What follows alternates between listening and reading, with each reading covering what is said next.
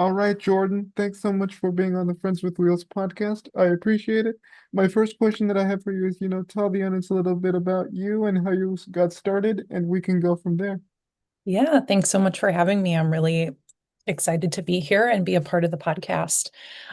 So my name is Jordan. I am a certified health and wellness coach and owner of Nurture Her Well. What we do is we help busy women reach their health goals through balanced and sustainable lifestyle changes. I kind of had an interesting route to get here. Um, I got my undergraduate degree in music education from Millikan University. I left the field, however, have always had a love for teaching and advocacy. Um, January 20 of 23, I started my own health journey of weight loss and finding balance in life. I hired my own online trainer. Her name is Renee with Renee Cormier Fitness at reneec.fitness on Instagram. She's really awesome. She was a huge advocate and helping me on my own journey. So with her, I fell in love with strength training. And I really was just so amazed at how much my body was capable of because I was, limited in what I could do from, carrying extra weight. Once some of that started to shed and I built up muscle, I was just like, wow, this progress is really cool. And the body is such an amazing thing.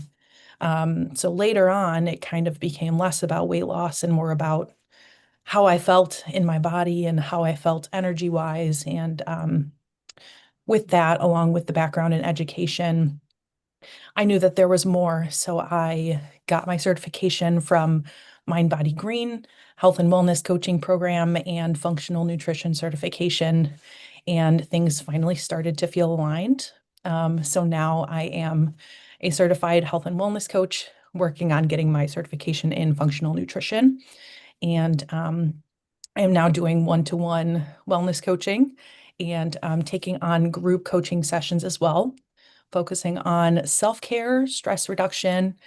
We focus as well on exercise, nutrition, things like mindset balance, lifestyle, energy, all through behavior change and habit formation. So I'm really just an advocate and a source of accountability for folks looking to make some changes in their life. hmm Do you like doing the one-on-one setting or the group setting? What's your preference? Yeah, that's a great question. I would say that they're really different. There's a different approach to each of them, because I was so comfortable being in the classroom in front of a group of people. I think I'm energized in a different way in front of a group. However, I do love the interpersonal connection with the one-on-one coaching and getting to connect with people that way individually. hmm And so what sorts of things do you work on with clients, in terms of like nutrition and like exercise and all that stuff? Yeah. So if someone were to come to me and say, hey, I really want to focus on my exercise and my movement, I would say, okay, so like what part of this is important to you? Like, what are you hoping to achieve? And if someone says, I really just want to feel more confident in my body. So we're going to look at different ways to achieve that within that movement. What movement feels good in their body? What makes them feel most aligned and confident in what they're doing. If someone comes into this and say, I really don't want to lift weights, we're not going to lift weights because if that's not something that's either important to them or that they value or something that they don't feel comfortable doing, we're not going to say, hey, you should go lift weights. hmm And what sorts of methods or approaches do you use to help clients achieve, their own goals with you know, being fit and being comfortable in their own body, I guess. Yeah. So, of course, there are various different aspects of, the wellness, and it's not just the fitness and the movement. It's, it really could be balance or self-care or finding different changes in your mindset.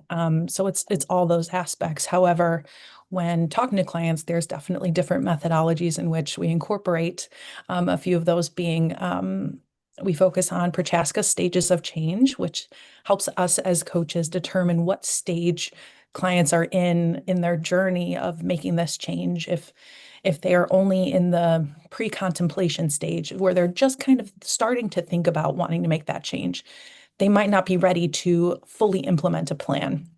So that changes my approach as a coach, um, depending on where they are in that journey. So that is part of that background. Another technique that we use is motivational interviewing. So we are getting to the root of their why. What is important to them?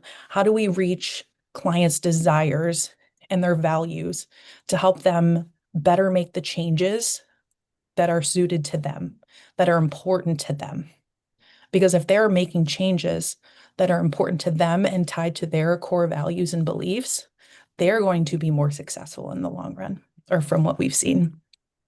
Mm, So another approach from what I personally, the approach that I take is I try to be as realistic as possible.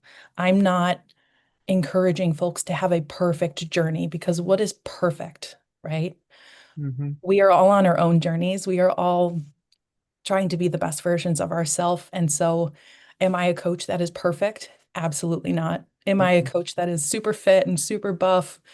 Absolutely not. You know, I'm on my own journey. I'm still on my own weight loss journey. And I believe that although I believe there's value in every single coach, every single provider, and there is a provider or a coach for someone out there, I also believe that there is value in a coach that has or has had similar lived experiences. You know, they know what it's like to go through these struggles. They know what it's like to have been in a body that limits them. Mhm. So it's easy to go to someone who has been fit their whole life, you know? Of course they know what to do. They've been able to maintain this aspect of wellness. However, what is wellness? It's different for everybody. Yeah, And it is. so there's value. I believe that there's value in having someone that has had those similar experiences. Yes. So those are the main kind of approaches or methodologies that I incorporate into my work. Hmm. And how's and how is your work different from other sort of wellness coaches or trainers that you would see at the gym? How is your sort of approach to wellness and that kind of stuff different from like the more traditional ways? Because because you see people coming in, they sign up for a trainer, blah blah blah, they focus on a plans, but how are you as a trainer sort of different from the more traditional ways of, how to approach wellness, I guess. Absolutely. So, this is a great question and something we, as health and wellness coaches, we get a lot. So, we get a lot of questions like, "What are you and what aren't you? Are you a personal trainer?" No, we're not a personal trainer.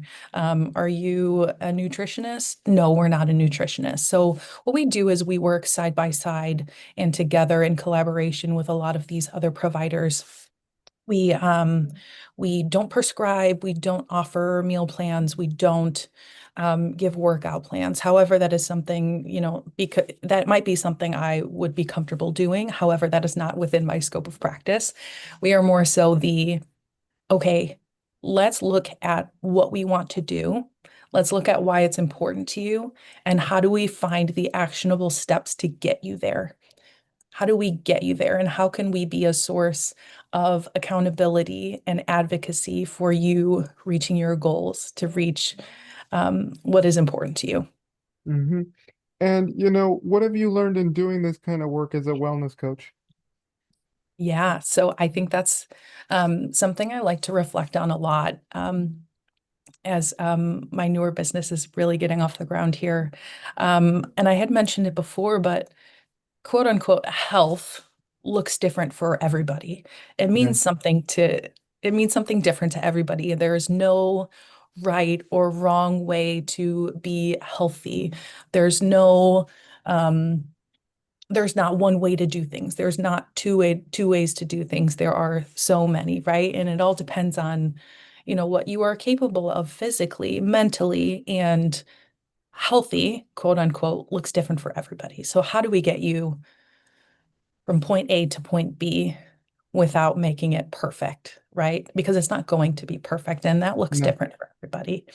Another thing that I really learned as I stepped into this kind of health and wellness field or industry is that there will always be unsolicited thoughts and opinions and feelings about your wellness journey. And that's the thing, it's not their wellness journey, right? And so someone will always have something to say, something to Mm-hmm. offer, and unsolicited. And I think it's so important to focus on your journey and your truth, what is important to you, what feels aligned, and knowing that there are all these outside noises and voices that will be coming in, and knowing what's right for you, listening to your voice, your heart, your providers, and what is best for your journey. Mm-hmm. And is there anything that you would like to learn in terms of something new as a wellness coach? Is there anything that sort of piques your interest or like you're curious about? Yeah, I would say that there are a couple different aspects that I'm hoping to dive into more as I get further into my functional nutrition courses.